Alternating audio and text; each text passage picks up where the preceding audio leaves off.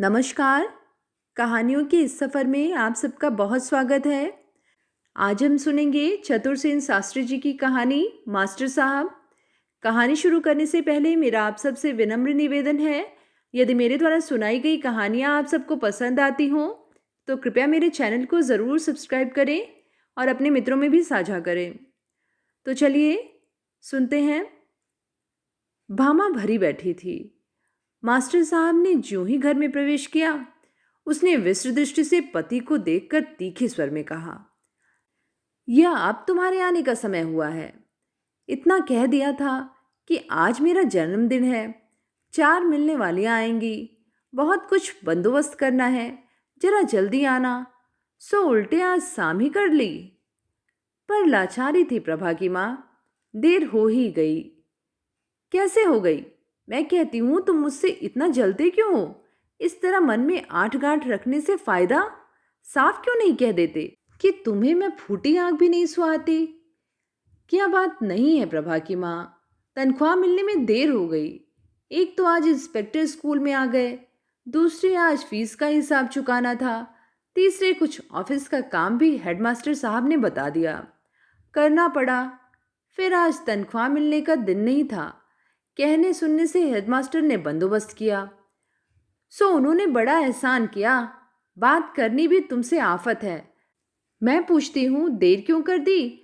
आप लगे आला गाने, देखो रुपए कहाँ हैं।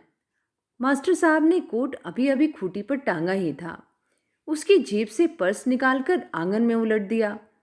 10-10 रुपए के 4 नोट जमीन पर फैल गए। उन्हें एक एक गिनकर भामा ने नाक भौं चढ़ाकर कहा, 40 ही हैं बस। 40 ही पाता हूं, ज्यादा कहां से मिलते। अब इन 40 में क्या करूं? ओढ़ूं या बिछाऊं? कहती हूं छोड़ दो इस मास्टरी की नौकरी को। ऊपर की कोई आमदनी नहीं है। तुम्हारे ही मिलने वाले तो हैं वे बाबू दाताराम, रेल में बाबू हो गए हैं। हर वक्त घर भरा पूरा रहता है, घी में घी, चीनी में चीनी, कपड़ा लत्ता, और दफ्तर के 10 कुली चपरासी हाजिरी भुगताते हैं वह जुदा। वे क्या तुमसे ज्यादा पढ़े हैं? क्यों नहीं रेल बाबू हो जाते? वे सब तो गोदाम से माल चुरा कर लाते हैं प्रभा की माँ, मुझसे तो चोरी हो नहीं सकती। तनख्वाह जो मिलती है उसी में गुजर बसर करना होगा। तुमने तो कह दिया, पर इस महंगाई के जमाने में कैसे? इससे भी कम में गुजारा करते हैं लोग प्रभा की माँ। वे होंगे कमीन, नीच। मैं ऐसे छोटे घर की बेटी नहीं हूं, पर अपनी औकात के मुताबिक ही तो अपने को गुजर बसर करनी चाहिए। इसमें छोटे बड़े घर की क्या बात है? अमीर आदमी ही बड़े आदमी नहीं होते प्रभा की माँ। ना, बड़े आदमी तो तुम हो, जो अपनी जोरू को रोटी कपड़ा भी नहीं जुटा सकते। फिर तुम्हें ऐसे ही किसी कहारिन महारिन से ब्याह करना चाहिए था। तुम्हारी घर का धंधा भी करती, इधर उधर चौका बर्तन करके कुछ कमा भी लाती। मास्टर साहब चुप हो गए। वे पत्नी से विवाद करना नहीं चाहते थे। कुछ ठहर कर उन्होंने कहा, जाने दो प्रभा की माँ, आज झगड़ा मत करो। वे थकित भाव से उठे, अपने हाथ से एक गिलास पानी उड़ेला और पीकर चुपचाप कोट पहनने लगे। वे जानते थे कि आज अब चाय नहीं मिलेगी, उन्हें ट्यूशन पर जाना था। भामा ने कहा, जल्दी आना और ट्यूशन के रुपए भी लेते आना। मास्टर जी ने विवाद नहीं बढ़ाया। उन्होंने धीरे से कहा, अच्छा, और घर से बाहर हो गए। बहुत रात बीते। जब वे घर लौटे तो घर में खूब चुहल हो रही थी।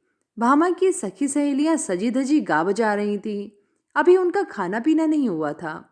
भामा ने बहुत सा सामान बाजार से मंगा लिया था।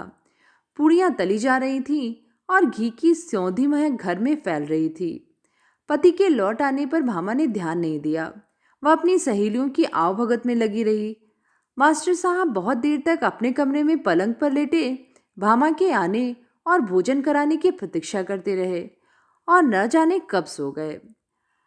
रात को भूखे ही सो रहे तुम, खाना नहीं खाया? कहाँ, तुम काम में लगी थी। मुझे पड़ते ही नींद आ गई, तो फिर आंख ही नहीं खुली। मैं तो पहले ही जानती थी कि बिना इस दासी के लाए तुम खाना नहीं खा सकते। रोज ही तो चाकरी बजाती हूँ, एक दिन मैं तनिक अपनी मिलने वाली में फंस गई तो रूठ कर भूखे ही सो रहे। सो एक बार नहीं, 100 बार सो रहो, यहाँ किसी की धौंस नहीं सहने वाले हैं। लेकिन प्रभा की माँ, इसमें धौंस की क्या बात है? मुझे नींद आ ही गई। आ गई तो अच्छा हुआ, अब महीने के खर्च का क्या होगा? ट्यूशन ही के 20 रुपए जेब में पड़े हैं, उन्हीं में काम चलाना होगा। ट्यूशन के 20 रुपए? वे तो रात काम में आ गए, मैंने ले लिए थे, वे भी खर्च कर दिए। बड़ा कसूर किया, अब फांसी चढ़ा दो। नहीं नहीं प्रभा की माँ, मेरा ख्याल था 40 रुपए में तुम काम चला लोगी, 20 बच रहेंगे, इनसे दब भीज कर महीना कट जाएगा। यह तो रोज का रोना है, तकदीर की बात है। यह घर मेरी ही फूटी तकदीर में लिखा था, पर क्या किया जाए, अपनी लाज तो ढकनी ही पड़ती है। लाख भूखे नंगे हों, परायों के सामने तो नहीं रह सकते। वे सब बड़े घर की बहू बेटियां थीं, कोई घटिक छमारिन तो थी नहीं, फिर 60-50 रुपए की औकात ही क्या है? मास्टर साहब चिंता से सिर खुजाने लगे। उन्हें कोई जवाब नहीं सूझा।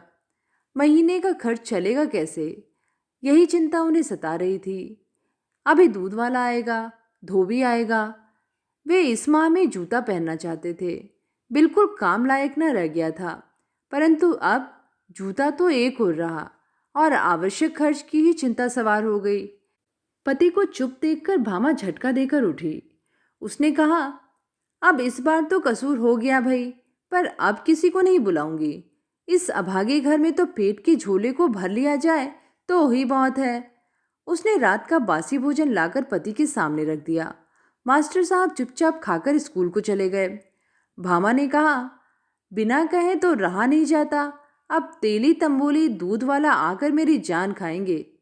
क्या कहूँ उनसे, बोलो तो। तुम्हें तो अपनी इज्जत का ख्याल है नहीं, पर मुझसे तो इन नीचों के तकाजे नहीं सहे जाते। मास्टर जी ने धीमे स्वर में नीची नजर करके कहा, करूंगा प्रबंध, जाता हूं। लेकिन क्यों सहती हो बहन, इन पुरुषों की प्रभुता का जुआ? हमें अपने कंधे पर से उतार फेंकना होगा, हमें स्वतंत्र होना होगा। हम भी मनुष्य हैं, पुरुषों की भांति। कोई कारण नहीं जो हम उनके लिए घर गृहस्थी करें, उनके बच्चे पैदा करें और जीवन भर उनकी गुलामी करते हुए मर जाएं। भामा की आंखें चमकने लगी। उसने कहा, यही तो मैं भी सोचती हूँ श्रीमती जी। आप ही कहिए, 40 रुपए की नौकरी, फिर दूध धोए भी बने रहना चाहते हैं। आप ही कहिए, दुनिया के एक कोने में एक से बढ़कर एक भोग है, क्या मनुष्य का दिल उन्हें भोगना ना चाहेगा? क्यों नहीं, फिर वे भोग बने किसके लिए हैं? मनुष्य ही तो उन्हें भोगने का अधिकार रखता है। यही तो, पर पुरुष ही उन्हें भोग पाते हैं, वे ही शायद मनुष्य हैं। हम स्त्रियां जैसे मनुष्यता से हीन हैं। हमें लड़ना होगा, हमें संघर्ष करना होगा, हमें पुरुषों की बराबरी की ही होकर जीना होगा। इसी उद्देश्य की पूर्ति के लिए हमने यह आज़ाद महिला संघ खोला है। तुम्हें चाहिए कि तुम इसमें सम्मिलित हो जाओ। इसमें हम न केवल स्वतंत्रता की पाठ पढ़ाते हैं, बल्कि स्त्रियों को स्वावलंबी रहने के योग्य भी बनाते हैं। हमारा स्कूल भी है, जिसमें सिलाई, कसीदा और भांति भांति की दस्तकारी सिखाई जाती है। गायन नृत्य के सीखने का भी प्रबंध है। हम जीवन चाहती हैं, सो हमारे संग में तुम्हें भरपूर जीवन मिलेगा। तो मैं श्रीमती जी आपके संघ और स्कूल दोनों ही की सदस्य होती हूँ। जब वे स्कूल चले जाते हैं, मैं दिन भर घर में पड़ी उनके आने का इंतजार करती रहती हूँ। सो भी इस अवस्था में नहीं कि वे मेरे लिए कुछ उपहार लेकर आते होंगे या मेरे पास बैठकर दो बोल हंस बोल लेंगे। ईश्वर जाने कैसी ठंडी तबीयत पाई है। चुपचाप आते हैं, थके हुए परेशान से, और पूरे सुस्ता भी नहीं पाते कि ट्यूशन। प्रभा है उनकी लड़की, उसी से रात को हंसते बोलते हैं। कहिए, यह कोई जीवन है? नरक नरक, सिर्फ मैं हूं जो यह सब सहती हूं। मत सहो, मत सहो बहन, अपने आत्मसम्मान और स्वाधीनता की रक्षा करो। यही करूंगी श्रीमती जी, यही करूंगी। तो कल आना, हमारा वार्षिकोत्सव है। बहुत सी बड़ी बड़ी देवियां पाएंगी, उनके भाषण होंगे, भजन होंगे, नृत्य होगा, गायन होगा, नाटक होगा, प्रस्ताव होंगे और फिर प्रीति भोज होगा। कहो, आओगी ना? अवश्य आऊंगी। अब जाती हूँ। अब जाओ फिर, तुम्हें देखकर चित्त प्रसन्न हुआ। याद रखो, तुम्हारे जैसी ही देवियों के पैरों पड़ी परतंत्रता की बेड़ियां काटने के लिए हमने यह उद्योग किया है। आप धन्य हैं श्रीमती जी। नमस्ते। नमस्ते। भामा ने बड़ी उत्सुकता से वह रात काटी और वह अपनी समझ में पूरी तैयारी के साथ सज धज कर जब उस जलसे में गई तो हद दर्जे चमत्कृत और लज्जित होकर लौटी। चमत्कृत हुई वहाँ के वातावरण से, व्याख्यानों से, कविताओं और नृत्य से, मनोरंजन प्रकारों से। उसने देखा, समझा, आहा, यही तो सच्चा जीवन है। कैसा आनंद है, कैसा उल्लास है, कैसा विनोद है। परंतु जब उसने अपनी हीनावस्था का वहाँ आने वाली प्रत्येक महिला से मुकाबला किया तो लज्जित हुई। उसने दरिद्र निरीह पति से लेकर घर की प्रत्येक वस्तु को अत्यंत नगण्य, अत्यंत शूद्र, अत्यंत दयनीय समझा और वह अपने ही जीवन के प्रति एक असहनीय विद्रोह और असंतोष भावना लिए बहुत रात गए घर लौटी। मास्टर साहब उसकी प्रतीक्षा में जागे बैठे थे। पिता की कहानियां सुनते सुनते थक कर सो गई थी प्रभा।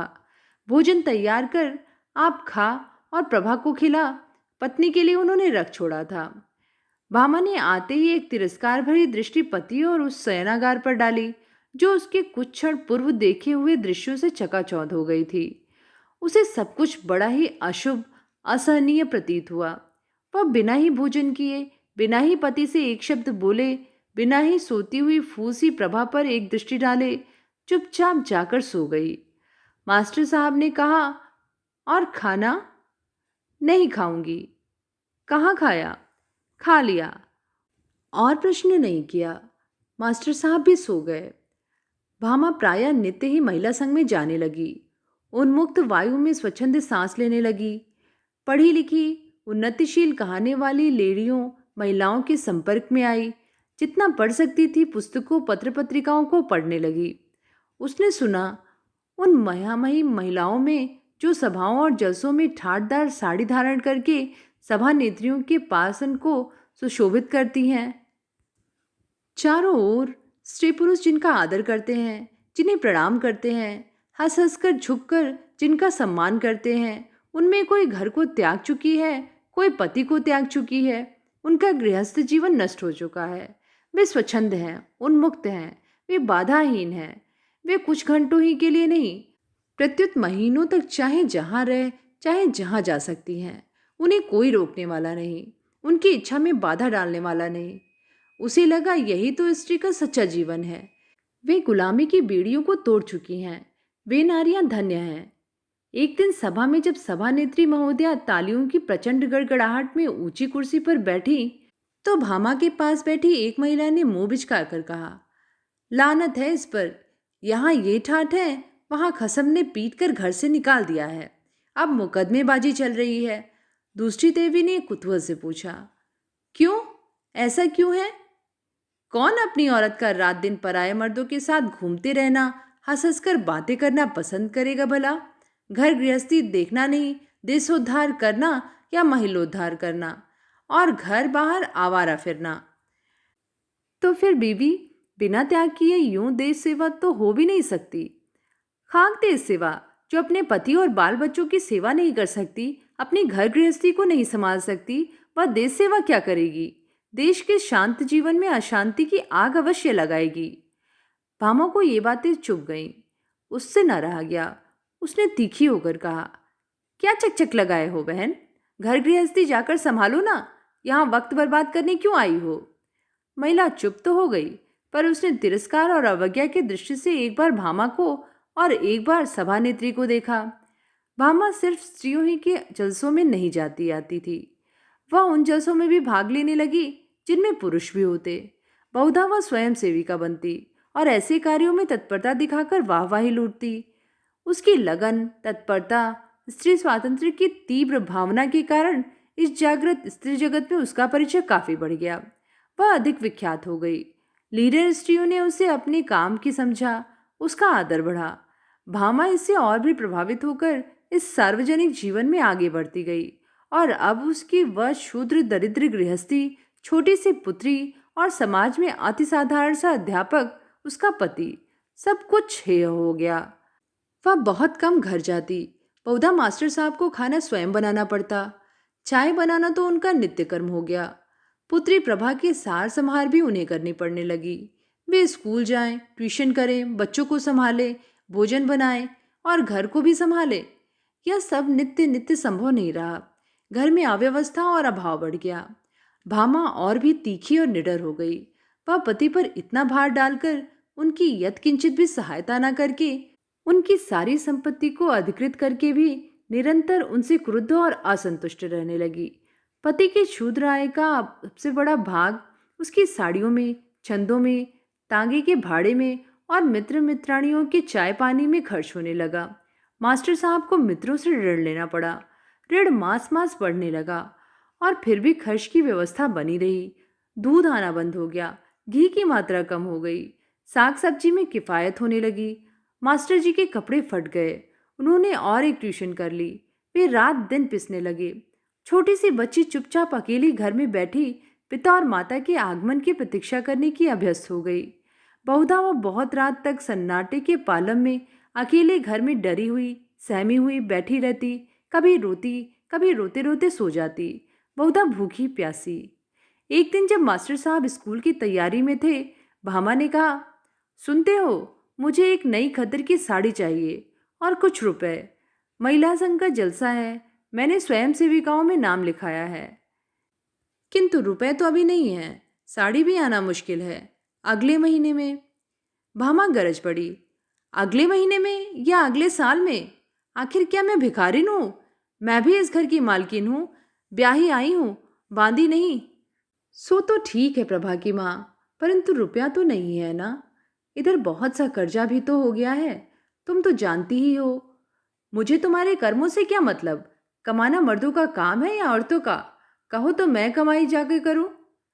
नहीं नहीं, यह मेरा मतलब नहीं। पर अपनी जितनी आमदनी है उतनी। भाड़ में जाए तुम्हारी आमदनी। मुझे साड़ी चाहिए और 10 रुपए। तो बंदोबस्त करूंगा। मास्टर साहब और नहीं बोले। छाता संभाल कर चुपचाप चल दिए। जलसे में भामा एक सप्ताह व्यस्त रही। वह घर ना आ सकी। 8 दिन बाद जब वह आई तो उसके रंग ढंग ही बदले हुए थे। उसमें लीडरी की बू आ गई थी। अब वह एक बच्ची की माँ, एक पति की पत्नी, एक घर की गृहिणी नहीं, एक आधुनिकतम महिला, उद्धारक स्त्री थी।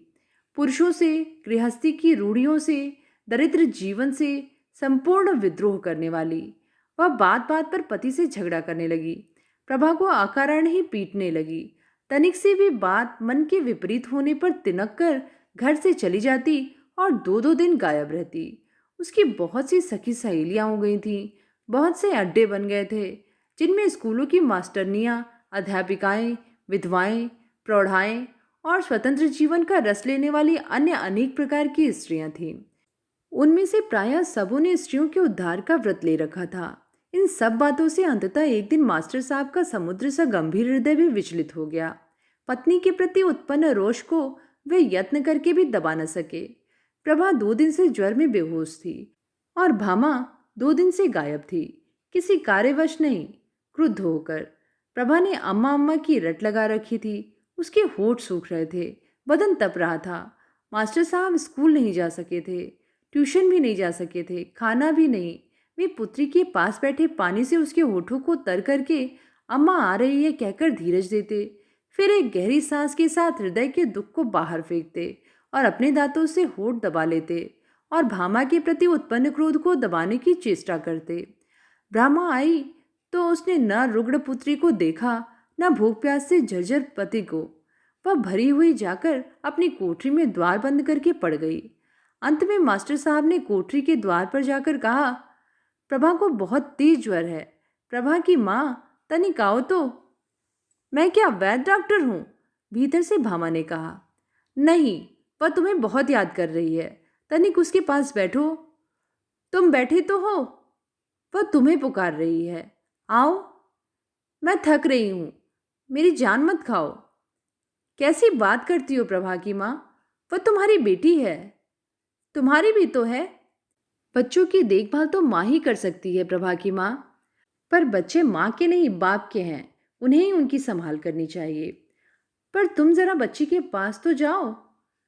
भाड़ में जाए बच्ची, मुझे जरा सुने दो, मेरी तबीयत ठीक नहीं है। यह तुम क्या कह रही हो प्रभा की माँ? तुम उसे नहीं समझ सकोगे, स्कूल की किताबों में वह बात नहीं लिखी। मास्टर साहब के शरीर का संपूर्ण रक्त उनके मस्तिष्क में भर गया। जीवन में पहली बार असह्य क्रोध की लहर पाई। उन्होंने आपे से बाहर होकर किंतु धीमे स्वर में कहा, तुम ऐसी हृदयहीन हो प्रभा की माँ। उन्होंने थूक सटका और चले गए। सुबह बड़ी देर तक भी जब भामा अपनी कोठरी से बाहर नहीं आई, तब मास्टर साहब रात भर की जागी हुई, फूली हुई, सुर्ख आंखों की कोर में वेदना और उदासी भरे प्रभात की बेला में झपकी लेती क्लांत बच्ची को चुपके से छोड़कर फिर पत्नी की कोठरी में गए। रात के गुस्से को भूलकर उन्होंने पुकारा, प्रभा की माँ, उठो तो तनिक, दिन बहुत चढ़ गया है। पर दूसरे ही क्षण उन्होंने देखा कोठरी का द्वार खुला है और भामा वहां नहीं है। कोठरी सूनी है, बिछौना खाली है। भीतर जाकर देखा एक पुर्जा लिखा रखा है। उसमें लिखा था, मेरी आंखें खुल गई हैं, मैं अपने अधिकार को जान गई हूँ। मैं भी आदमी हूँ, जैसे तुम मर्द लोग हो, और मुझे भी मर्दों ही की भांति स्वतंत्र रहने का अधिकार है। मैं तुम्हारे लिए गृहस्थी की गुलामी करने से इनकार करती हूँ। तुम्हारे लिए बच्ची पैदा करने, उनके मलमूत्र उठाने, तुम्हारे सामने हाथ पसारने से इनकार करती हूँ। मैं जाती हूँ और कहे जाती हूँ कि तुम्हें मुझे बलपूर्वक अपने दुर्भाग्य से बांध रखने का कोई अधिकार नहीं है। तुम्हारी 40 रुपए की हैसियत में मैं अपने को भागीदार नहीं बना सकती। मास्टर साहब की आंखें फट गईं, मुंह फैला रह गया। वे वहीं चारपाई पर बैठकर 2-3 बार उस पत्र को पढ़ गए और सब बातों को भूलकर वे यही सोचने लगे, आखिर भामा यह सब लिख कैसे सकी? बिल्कुल ग्रामोफोन की सी भाषा, व्याख्यान के नपे तुले शब्द, साफ तीखी युक्ति, सुगठित भाषा। ऐसा तो वे भी नहीं लिख सकते। भामा यह सब कहाँ से सीख गई? क्या उसने सत्य ही उन सब गंभीर बातों पर, स्त्री स्वातंत्र्य पर, सामाजिक जीवन के इस असाधारण स्त्री विद्रोह पर पूरा पूरा विचार कर लिया है? क्या वह जानती है कि इस मार्ग पर जाने से उस पर क्या क्या जिम्मेदारी आएंगी? मैं तो उसे जानता हूँ। वह कमजोर दिमाग की स्त्री है, एक असहनशील पत्नी है, एक निर्मम माँ है। वह इन सब बातों को समझ ही नहीं सकती। परंतु वह यह खत लिख कैसे सकी? घर त्यागने का साहस उसमें हो सकता है। यह उसकी दिमागी कमजोरी और असहनशीलतापूर्ण हृदय का परिणाम है, परंतु उसके कारण इतने उच्च, इतने विशाल, इतने क्रांतिमय है। यह भामा नहीं समझ सकती। यह सिर्फ भरी हुई है, बुलावे में आई है। ईश्वर करे उसे सुबुद्धि प्राप्त हो, वह लौट पाए। मेरे पास नहीं। मैं जानता हूँ मैं अच्छा पति नहीं, मैं उसकी अभिलाषाओं की पूर्ति नहीं कर सकता। मेरी शूद्र आमदनी उसके लिए काफ़ी नहीं। फिर भी प्रभा के लिए लौट ही आना चाहिए उसे। पता नहीं कहाँ गई, पर उसे तलाश करना होगा। उसके गुस्से को इतना सहा है, और भी सहना होगा। और उसने समझा हो या ना समझा हो, उसका यह कहना तो सही है ही कि मुझे उसे बलपूर्वक अपने दुर्भाग्य से बांध रखने का कोई अधिकार ही नहीं है। क्षण भर के लिए मास्टर स्तब्ध बैठे रहे। उनकी तनख्वाह की गोल गोल 40 रुपए झलझल करके उनके कानों में 40 की गिनती कर गुम गुम होने लगे, और उनकी दरिद्रता, असहाय गृहस्थी विद्रुप्त कर ही करके उनका उपहास करने लगी। मैं आज उस गुलामी की बेड़ियों को तोड़ आई हूँ श्रीमती जी। शाबाश, तुम्हारे साहस की जितनी तारीफ की जाए थोड़ी है।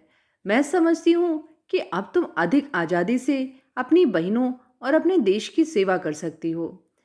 आज जो कहें मैं वही करूँगी। मैं चाहती हूँ अभी तुम हमारे स्कूल में काम करो। सिर्फ सब सामान की फहरिस्त रखना, चीज़ों को संभालना और तैयार माल को बाजार में बेचना, यही काम तुम्हें करना होगा। और सब तो ठीक है, पर बाजार में बेचना यह मुझसे कैसे होगा? मैं तो कभी बाजार जाती नहीं, लोगों से बात करती नहीं। तो क्या मैं समझूं यह भीरुता, यह कमजोरी तुम में अभी बनी ही रहेगी? पर श्रीमती जी, परवर कुछ नहीं। हरिया तुम्हारे साथ रहेगा। वह तुम्हारे कामों में खूब चंट है, सिर्फ हथलपक है। जो माल बेचता है या खरीदता है, अपनी मुट्ठी भी गर्म करता है। अब तुम्हारी निगरानी में वह ऐसा नहीं कर सकेगा। पर मैं काम कुछ नहीं जानती हूँ श्रीमती जी। कहीं कोई भूल चूक हो गई तो क्या हुआ? भूल चूक भी इंसान से ही होती है। फिर सब काम करने से ही तो आते हैं, कोई पेट से तो सब सीख कर पैदा नहीं होता। तब ठीक है श्रीमती जी, अब मेरे खाने पीने का क्या होगा? तुम्हें 20 रुपया माहवार मिलेगा, रहने को मकान स्कूल ही में मिलेगा, काम सीख लेने पर और कुछ, और पढ़ लिख जाने पर और अधिक तनख्वाह मिलेगी। भामा जब अपने नए घर में आई तो उसका मन बैठ रहा था। उसका सारा उत्साह ठंडा पड़ रहा था। 20 रुपए की नौकरी, दिन भर की गुलामी, फिर बाजार में माल बेचना। छी छी, मैं कैसे उन लोगों से पार पाऊंगी? घर को उसने देखा, उसके अपने घर की एक कोठरी से भी बदतर। एक साधारण सी कोठरी, गंदी और सूनी। बराबर की कोठरी में चपरासी हरिया रहता था। उसकी पीकर फेंकी हुई अनचली बीड़ियां बिखरी पड़ी थीं। झाड़ महीनों से नहीं लगी हुई थी। एक टूटी खाट और पुराना घड़ा पानी से भरा एक कोने में रखा था। यह सब देखकर उसे अपना घर, गरीब पर साफ सुथरा, छोटी सी बिटिया प्रभा और सदा शांत शिष्ट रहने वाले पति की याद आने लगी। पर उसने दृढ़तापूर्वक आगे कदम बढ़ाने की ठान ली। कोठरी उसने झाड़ बुहार कर ठीक कर ली। हरिया से उसने कहा, लेकिन चारपाई, बिछौना, सामान मेरे पास तो कुछ नहीं है। आज भर मेरी चारपाई ले लो, पैसे हों तो दो, मैं सामान ला दूं, कल बंदोबस्त कर लेना। लेकिन मेरे पास पैसे भी तो नहीं हैं। तो तुमने बड़ी बीवी से मांगा क्यों नहीं? भामा को उस नीच चपरासी का तुम करके बातें करना बहुत बुरा लगा। उसकी चारपाई मंगनी लेना, उसकी बगल की सूनी कोठरी में अकेली रहना और बिना साज सामान गृहस्थी बसाना, उसे यह सब एक असह्य अनहोनी सी बात लगने लगी। उसने सोचा, चलो घर लौट चलूं, पर मन फिर मचल गया। उसने तुम कहकर उससे बात करने वाले हरिया से तू कहकर बात की। कहा, चल जरा मेरे साथ बीवी जी के घर, मैं उनसे ज़रूरी सामान का बंदोबस्त करने को कहूँ। हरिया को यह तू तड़ाक पसंद नहीं आई। उसने धृष्टता से कहा, मैं स्कूल का नौकर हूँ, तुम्हारा नहीं, और रात दिन को नौकरी भी नहीं करता। मैं इस समय कहीं नहीं जा सकता। वह भीतर अपनी कोठरी में चला गया। मानिनी भामा तमाम रात भूखी प्यासी ठिठुरती उस कोठरी के कोने में भीतर से द्वार बंद करके बैठी रही। एक एक करके उसके सामने पति के प्यार, सहिष्णुता, अधीनता के चित्र खींचने लगे। उसे ख्याल हुआ, उनकी यह दरिद्रता उनकी अकर्मण्यता से नहीं है, देश के वातावरण से है, लाचारी से और परंपरा से ही है। उसे रह रहकर अपनी बच्ची याद आ गई, जो ज्वर में अपने सूखे होठों से अम्मा को पुकार रही थी। उसे पति का अभ्यस्त मधुरतम संबोधन, प्रभा की माँ की याद आ रही थी। झरझर उसकी आंखों से आंसू बहते रहे। वह रोती रही। भूख प्यास से थकित, शिथिल, गंदी अंधेरी कोठरी में बैठी वह मन ही मन कहने लगी, यही हमारी, हम स्त्रियों की स्वाधीनता का पथ है। दूसरी कोठरी में हरिया और उसके यार दोस्त चंड में दम लगा रहे थे, गंदी बातें बक रहे थे और बीच बीच में भामा को लेकर बहुत सी उचित अनुचित बातें कह रहे थे। किंतु श्रीमती जी, भामा मेरी पत्नी है। कह तो दिया आप नहीं मिल सकते, मगर मिलना बहुत ज़रूरी है। श्रीमती जी, उसकी बच्ची बहुत बीमार है। महाशय, वह आपसे मिलना नहीं चाहती, आपसे कोई सरोकार नहीं रखना चाहती। ऐसी हालत में आप उससे ज़बरदस्ती नहीं मिल सकते। ज़बरदस्ती नहीं श्रीमती जी, मैं आपसे प्रार्थना कर रहा हूँ। आप नाहक हमारा सिर खाते हैं। लेकिन उसने उचित नहीं किया है, उसे सोचना होगा। आपको भी उसे समझाना चाहिए। सोचिए तो सही, वह एक पति की पत्नी ही नहीं, एक बच्ची की माँ भी है। वह अपना हानि लाभ सोच सकती है, उसे आपकी शिक्षा की आवश्यकता नहीं है। श्रीमती जी, उसे मेरी शिक्षा की सहायता की बहुत ज़रूरत है। वह अपना हानि लाभ नहीं सोच सकती। तो आप चाहते क्या हैं? जरा उसे बुला लाइए यहाँ, मैं उससे बात करना चाहता हूँ। परंतु मैंने कहा, वह आपसे बात करना नहीं चाहती। नहीं नहीं, बात करने में हानि नहीं है। उफ, आपने तो सिर खा डाला। मैं कहती हूँ आप चले जाइए। मैं उसे ले जाने के लिए आया हूँ। उसे आप ज़बरदस्ती नहीं ले जा सकते। मैं उसे समझाना चाहता हूँ। वह आपसे मिलने को तैयार ही नहीं। मैं उसका पति हूँ श्रीमती जी, वह मेरी पत्नी है, मेरा उस पर पूरा अधिकार है। तो आप अदालत में जाइए और अपने अधिकार का दावा कीजिए। छी छी, श्रीमती जी, आप महिलाओं की हितैषिणी हैं, आप यह कभी पसंद नहीं करेंगी। जी, मैं यह भी तो पसंद नहीं करती कि पुरुष स्त्रियों को उनकी इच्छा के विरुद्ध अपनी आवश्यकताओं का गुलाम बनाए? कहाँ, हम तो उन्हें अपने घर बार की मालकिन बनाकर अपनी इज्जत प्रतिष्ठा सब कुछ उन्हें सौंप कर निश्चिंत रहते हैं। जो कमाते हैं उन्हीं के हाथ पर धरते हैं, फिर प्रत्येक वस्तु और कार्य के लिए उन्हीं की सहायता के भिखारी रहते हैं। विचित्र प्रकृति के व्यक्ति हैं आप। अब मुझी से उलझ रहे हैं। आप यह व्याख्यान किसी पत्र में छपवा दीजिएगा। आपकी युक्तियों का मेरे लिए कोई मूल्य नहीं है। किंतु श्रीमती जी, आप एक पति और उसकी पत्नी के बीच इस प्रकार व्यवधान मत बनिए। अच्छा, तो आप मुझे धमकाना चाहते हैं? मैं आपसे प्रार्थना करता हूँ, विनय करता हूँ। आप भद्र महिला हैं। एक माता को उसकी रुग्णा पुत्री से, उसके निरीह पति से पृथक मत कीजिए। आप बड़े घर की महिलाएं और आपके पतिगण यह सब विच्छेद सहन करने की शक्ति रखते हैं। हम बेचारे गरीब अध्यापक नहीं। हमारी छोटी सी गरीब दुनिया है। शांत छोटा सा घर है, एक छोटे से घोंसले के समान। हम लोग न उधो के लेने में और न माधो के देने में। दिन भर मेहनत करते हैं, घर में पत्नी और बाहर पति, और रात को अपनी नींद सोते हैं। आप बड़े बड़े आदमियों को शिकारी का जीवन है, उसमें संघर्ष है, आकांक्षाएं हैं, प्रतिक्रिया है और प्रतिस्पर्धा है। इन सब के बीच आप लोगों का व्यक्तिगत जीवन एक गौण वस्तु बन जाता है, पर हम लोग इन सब झंझटों से पाक साफ हैं। कृपया हम जैसे निरीह प्राणियों को अपनी इस जीवन की घुड़दौड़ में न घसीटिएगा। दया कीजिए, मेरी पत्नी मेरे साथ कर दीजिए। मैं उसे समझा लूँगा, उससे निपट लूँगा। अच्छा, तो आप चाहते हैं कि मैं चपरासी को बुलाऊं या पुलिस को फ़ोन करूं? जी नहीं, मैं चाहता हूं कि आप भामा देवी को यहाँ बुला दें। मैं उन्हें अपने घर ले जाऊं। क्या नहीं हो सकता? यह बड़ा अन्याय है श्रीमती जी।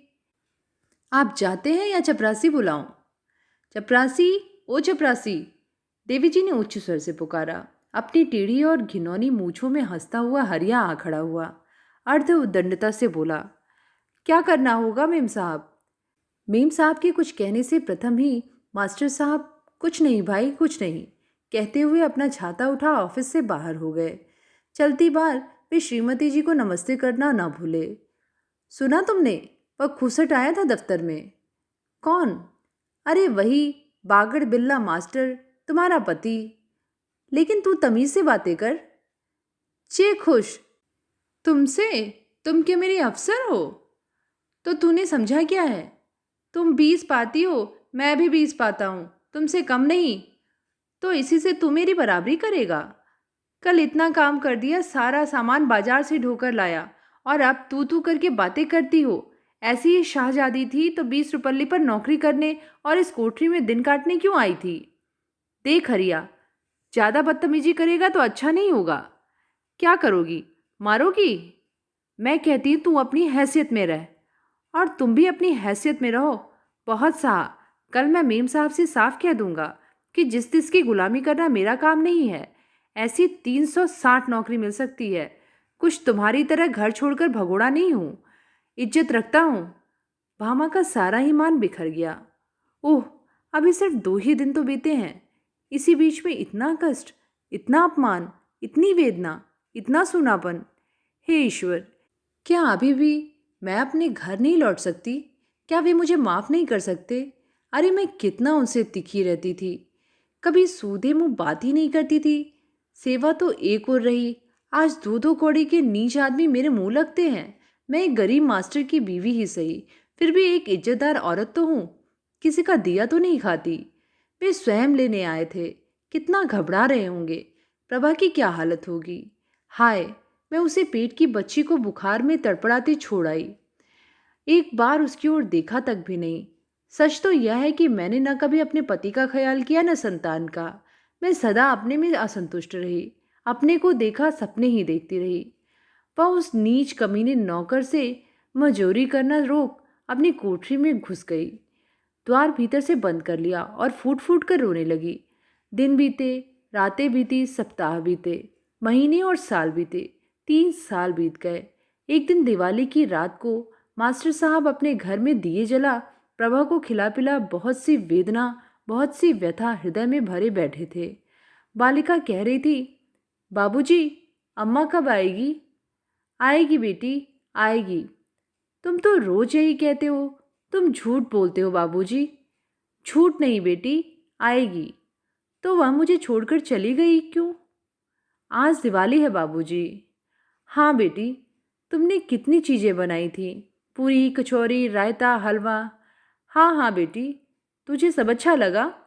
हाँ बाबूजी, तुम कितनी खीर लाए हो, खिलौने लाए हो, मैंने सब वहाँ सजाए हैं। बड़ी अच्छी है तू रानी बिटिया, यह सब मैं अम्मा को दिखाऊंगी।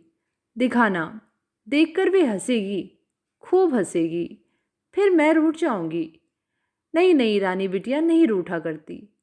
तो वह मुझे छोड़कर चली क्यों गई? मास्टर जी ने टब से एक बूंद आंसू गिराया और पुत्री की दृष्टि बचाकर दूसरा पोंछ लिया। तभी बाहर खिड़की के पास किसी के धम्म से गिरने की आवाज़ आई। मास्टर जी ने चौंक कर देखा, गुनगुना कर कहा, क्या गिरा, क्या हुआ? वे उठकर बाहर गए।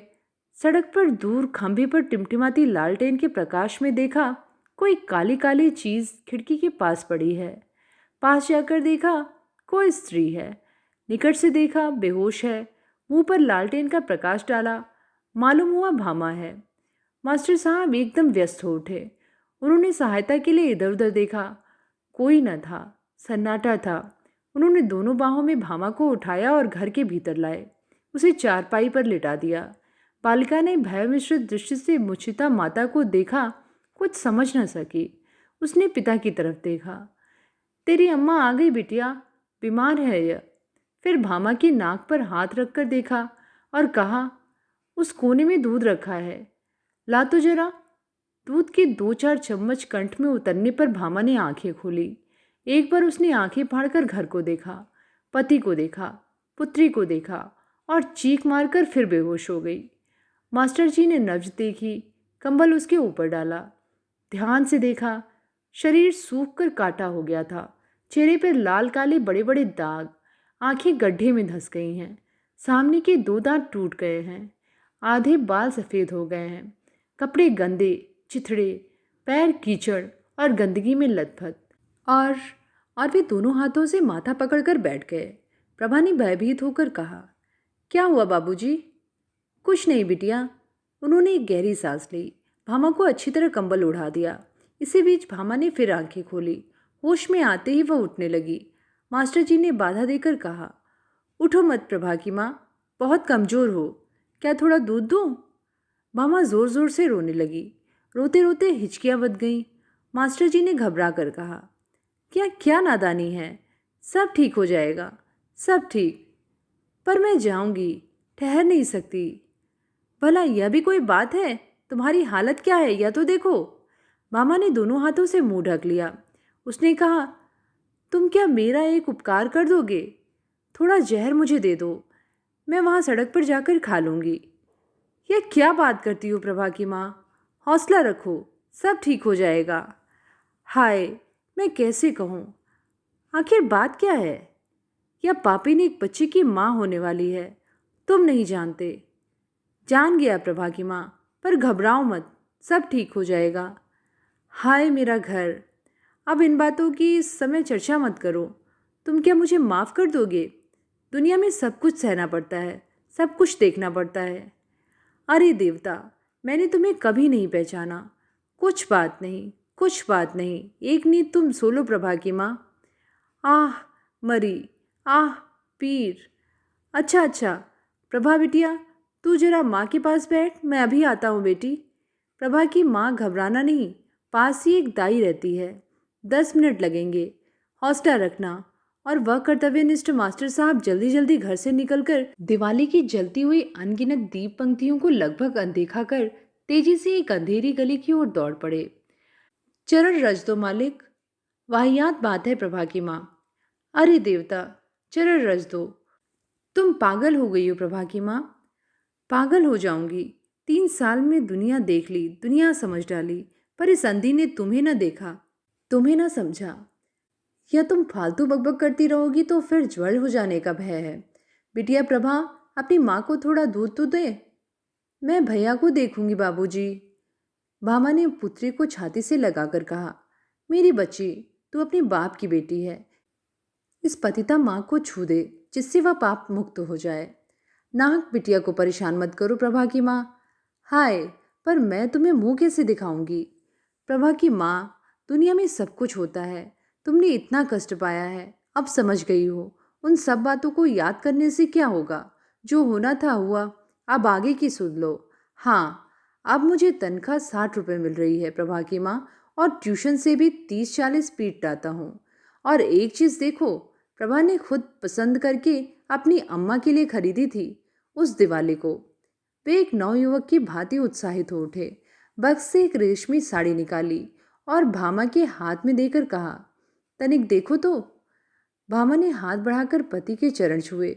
उसने रोते रोते कहा, मुझे साड़ी नहीं, गहना नहीं, सुख नहीं, सिर्फ तुम्हारी शुभ दृष्टि चाहिए। नारी जीवन का तथ्य मैं समझ गई हूँ, किंतु अपना नारित्व खोकर। वह घर की साम्राज्ञी है और उसे खूब सावधानी से अपने घर को चारों ओर से बंद करके अपने साम्राज्य का स्वच्छंद उपभोग करना चाहिए, जिससे बाहर की वायु उसमें प्रविष्ट ना हो। फिर वह साम्राज्य चाहे जैसा भी हो, लघु, तुच्छ, विपन्न, असहाय क्यों न हो। मास्टर साहब ने कहा, प्रभा की माँ, तुम तो मुझसे भी ज़्यादा पंडिता हो गई। कैसी कैसी बातें सीख ली तुमने। वे ही करके हंसने लगे। उनकी आंखों में अमल धवल उज्ज्वल अश्रुबिंदु झलक रहे थे। तो ये थी कहानी मास्टर साहब। कहानी आप सबको कैसी लगी, नीचे कमेंट में लिख के ज़रूर बताइएगा। आगे भी ऐसी कहानियाँ सुनते रहने के लिए चैनल को ज़रूर सब्सक्राइब करें। फिर मिलेंगे एक नई कहानी के साथ। धन्यवाद।